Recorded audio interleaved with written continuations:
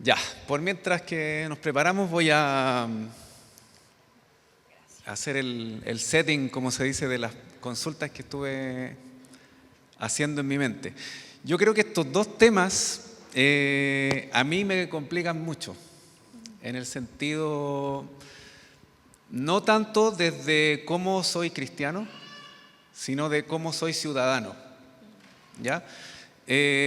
Para los testigos de Jehová parece fácil, porque leo la Biblia y digo, ya, yo no soy de este mundo, voy al salón, ¿cierto? Y listo. No me mezclo con lo político, no me mezclo con lo actual, no me interesa, como dices tú, el diario debajo del brazo. Yo fui migrante 3 años y fue lo peor de mi vida. Fue lo peor de mi vida. Recuerdo que yo tenía estudios, tenía profesión y no tenía trabajo. Entonces lo pasé muy mal. Y en una iglesia bautista, yo compartí mi experiencia a una persona que no la conozco y no tengo sus redes sociales ni nada. Simplemente fue una conversa de pasillo. Y le digo mi situación y me da un consejo. Y me dice, ¿sabes lo que deberías hacer? Deberías irte a Alemania. Porque en Alemania puedes estudiar gratis, en Alemania puedes, después de estudiar, puedes trabajar, ¿cierto? Y yo me sentí tan humillado, tan menoscabado, porque de partida él sentí que estaba pensando que yo estaba mendigando algo. Mi pregunta es directamente para ti, Perla. ¿Cómo la iglesia, porque ya una cosa es entregar alimentos, una cosa es recibir a las personas, pero cómo hacemos una cultura eclesiástica que de verdad entienda el sufrimiento de la migración? Porque eso no es así de palabra, es mucho más complicado. Mira, yo creo que la iglesia es experta en crear ministerios, en comisiones, en organigramas y todas esas cosas, como que nos gusta mucho organizarnos.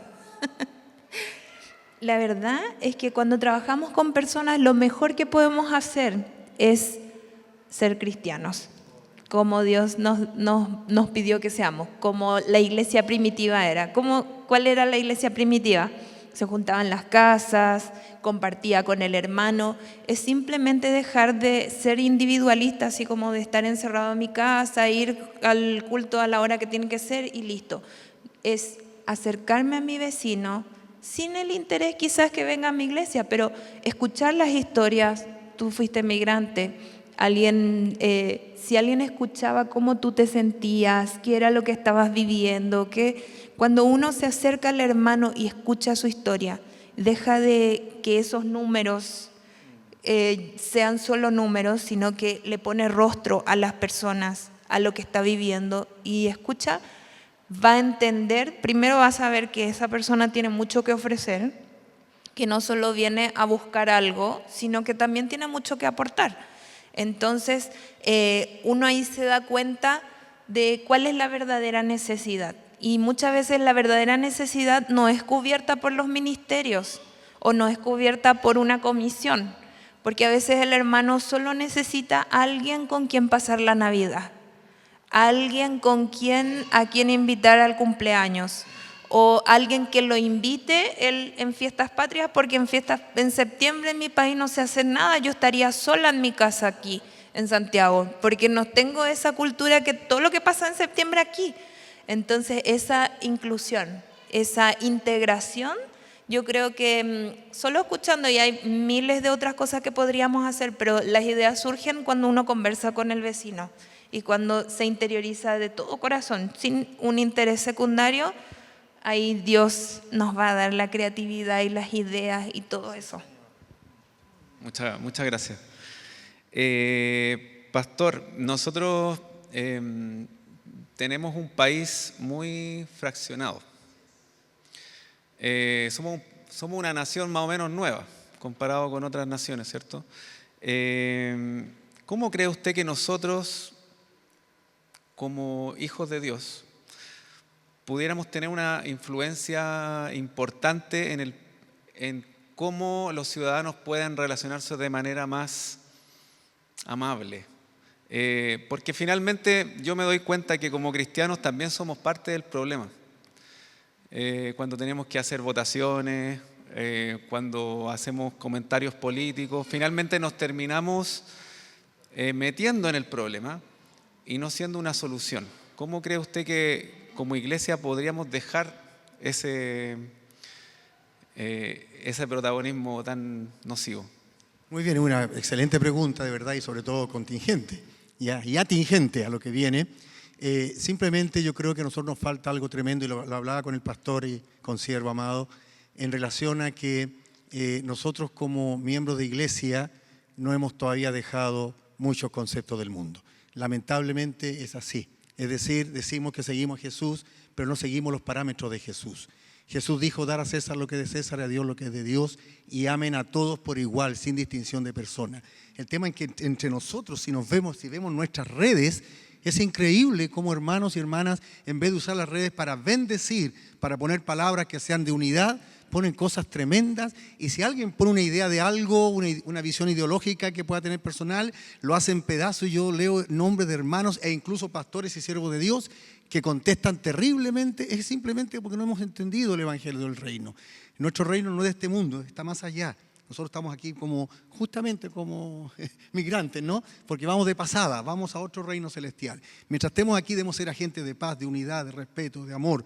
Y si entre la hermandad no vemos eso y estamos peleando entre nosotros mismos, ¿qué le vamos a explicar o a entregar al vecino que sabe que somos cristianos y nos ve peores en cuanto a nuestras conductas? Creo que tenemos que empezar nosotros sanando nuestras conductas como iglesia, respetándonos unos a otros, realmente siendo leales con unos, aunque pensemos diferente para este mundo físico, porque todos debemos pensar igual para el mundo espiritual, que honre el nombre del Señor.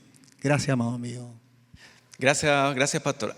Voy a contrapreguntar en base a lo mismo, porque escuchándolo a ambos, yo entiendo el mensaje, pero la gente parece que no. ¿Por qué? Porque, claro, ir a las cárceles, atender al migrante, atender al huérfano, al enfermo, parecen actividades que van persiguiendo el problema después de que ocurrió. O sea, el migrante ya está acá, lo atendemos. El preso ya está preso, lo atendemos. Entonces nosotros como iglesia pareciera que vamos actuando después de, vamos detrásito, como se dice en minería, el housekeeping. Vamos limpiando la embarrada que ya quedó. Entonces la gente, me parece a mí, que no ve eso, ¿cierto? Nosotros no somos una acción política que diga la solución es esta. Bueno, hay gente que dice la solución es Cristo, ¿cierto? Pero parece que eso es muy ambiguo, como que no es una acción que tú puedas tocar, ¿cierto? Ustedes dos creen que esa es la verdadera actividad que deberíamos perseguir. ¿Está bien que hagamos el housekeeping de los problemas o deberíamos intentar pasar a la anticipación del problema? ¿Cómo lo ven ustedes? Bueno, yo creo que una forma de anticiparnos o de no resolver un problema es de cómo nosotros vemos a nuestros hermanos migrantes, en el caso de la migración. Yo admiro mucho el trabajo que hace el pastor porque realmente eso es restauración y Dios vino a traer restauración. ¿La migración realmente es un problema? Yo partiría por eso. ¿Por qué vemos a la migración como un problema? Hay una socióloga, si ustedes lo googlean, que habla de un concepto nuevo, muy nuevo. O sea, ella está viva aún y lo dijo hace menos de 5 años.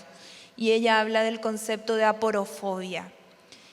Cuando nosotros hablamos de la migración, ¿por qué vemos a la migración como un problema? Les comento que la ley de la migración antes del 2021, que es como la ley que se hizo en dictadura, habla que los migrantes son bienvenidos siempre y cuando aporten algo al país o al mejoramiento de la raza. Eso decía textualmente la ley de migración chilena. ¿Qué significa eso? Que no es lo mismo el migrante rubio de ojos azules con ojos de dólares que el migrante latinoamericano que siempre, como lo contaba Matías, ¿qué necesitas? ¿Necesitas ropa? ¿Necesitas comida? ¿Por qué? Porque acá hay un concepto de pobreza, de que la migración trae pobreza. Y la iglesia lo ve así. Realmente yo creo que nuestro rol como iglesia es ir más allá, como tú decías, y es ver, no necesariamente es un problema. Todos tenemos derechos a migrar. Si alguien va a estudiar en otra ciudad, tiene que migrar y tiene mucho que entregar a esa ciudad y solo tiene que llegar, integrarse a lo que está ahí, ojalá hacer nuevas redes y ofrecer todo lo que uno tiene a la sociedad donde llega.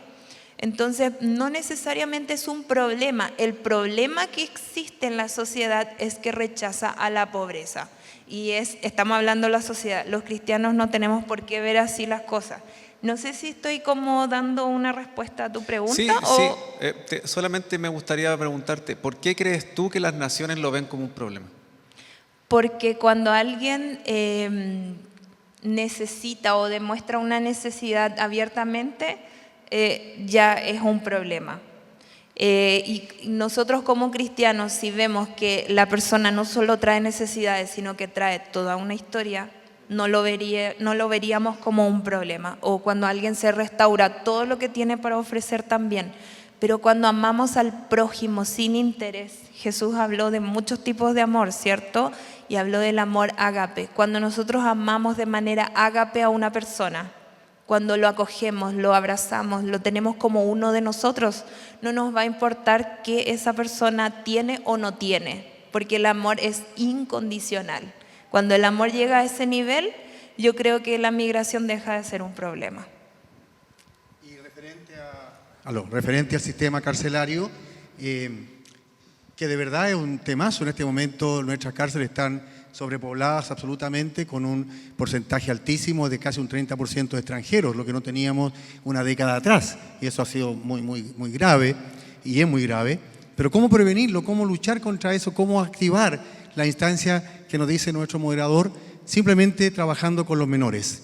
Hay que trabajar en los centros menores para cortar la criminalidad ahí. Y estamos hablando con las autoridades del Consejo Menores, mejor niñez, mejor salud, mejor vida, en fin, antiguamente Sename y todo esto, y estamos trabajando ahí para que nos permitan tener capellanías, pastores, pastoras, siervos del Señor que vayan a administrar a los jóvenes y cortar ahí el ciclo delincuencial. No es fácil, porque los jóvenes cuando son menores y están en un centro menores quieren hacer ficha, perdón la expresión, que son términos nuestros, términos caneros, de cana, de cárcel, para poder llegar a una cárcel de adulto con ficha, como para que después sea respetado y no sea maltratado. Entonces hacen motines, hacen peleas, hacen fuga, simplemente no porque lo quieran hacer, lo necesiten, sino para hacer una ficha para irse después a cumplir 18 años a una cárcel de adultos. Si nosotros luchamos por cortar el ciclo delincuencial en los menores, nos dejan trabajar conmigo, se los puse al gobierno, se los puse al presidente de la República, si nos dan el atributo, la confianza para trabajar con menores, mucho más lo que lo hacemos ahora, porque ahora vamos, pero vamos por ratito. La idea es que nos den la posibilidad de trabajar con ellos de forma integral, porque la iglesia tiene que entender que no podemos atender a las personas en forma de ir, predicar y salir, ir, predicar y salir. Eso no sirve. Los internos van a ir, se van a entretener y van a volver a sus funciones. Mientras que si lo atendemos integral, de 8:30 de la mañana hasta 5:30 de la tarde. Pero pastor, sí, hay agentes pastorales, hay hermanos que les gusta la cárcel, hay hermanos que están afuera. Se levanta una cárcel, hay hermanos cristianos afuera. Maravilloso sea el Señor por eso. Y están ahí dispuestos a dar su tiempo, dejan su trabajo, le piden permisos, van en sus horarios y están siempre, tenemos en este momento más de 3.000 personas entrando todos los días a las cárceles de Chile para gloria del Señor. Pero donde queremos entrar ahora es a menores con la misma fuerza para cortar eso allí y que realmente no lleguen a la universidad delincuencial que es las cárceles de adultos. Es una pelea que estamos dando y creemos que podemos hacer una gran cosa y nosotros como iglesia podemos hacer gran cosa. Y para terminar, cuando llegue un ex interno a una iglesia, no lo rechacen, porque es hermoso orar por los internos, orar por las cárceles, orar por los delincuentes, pero cuando salen en libertad, transformados por Cristo, no le creemos. La sociedad chilena no está preparada porque todavía no cree en la rehabilitación real, pero nosotros sí. ¿Por qué lo creemos? Porque Cristo Jesús realmente rehabilita a una persona caída. Gracias, hermano. Pastor, antes de cerrar ese punto, si usted tuviera que dedicar el esfuerzo, ¿preferiría fomentar la educación cristiana de niños dentro de la iglesia o hacia afuera? O ir hacia una población, invertir recursos y yendo, no sé si me entiende. Sí, por supuesto. ¿Cuál, interno o externo? No, doble.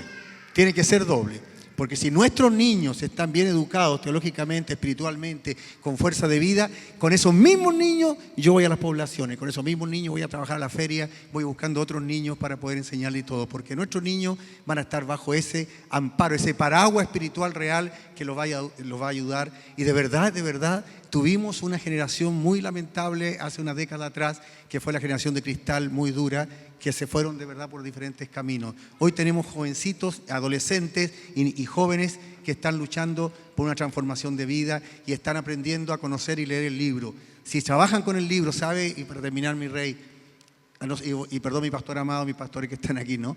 Pero a nosotros los pastores nos falta del púlpito decir unas cuantas verdades. A veces somos cobardes pastoralmente hablando, lo digo desde mi punto de vista y con mucha humildad. Nos atrevemos a predicar cosas que tal vez puedan molestar a algunos. Hay que predicar el evangelio completo y hay que decir lo que tenemos que decir, como lo hacían los antiguos predicadores. Cuando hablamos de Spurgeon y de otros y nos gozamos y decimos qué lindo, simplemente ellos se pararon en el púlpito y predicaron un mensaje real y bíblico, porque la palabra de Dios tiene todo el consejo que necesitamos nosotros para avanzar. Primero nuestros niños, y con nuestros niños ir a la sociedad conquistando poblaciones y niños en todas sus áreas. Amén. Amén, amén. Un fuerte aplauso. Muy agradecido del Señor. Muy agradecido. Gracias.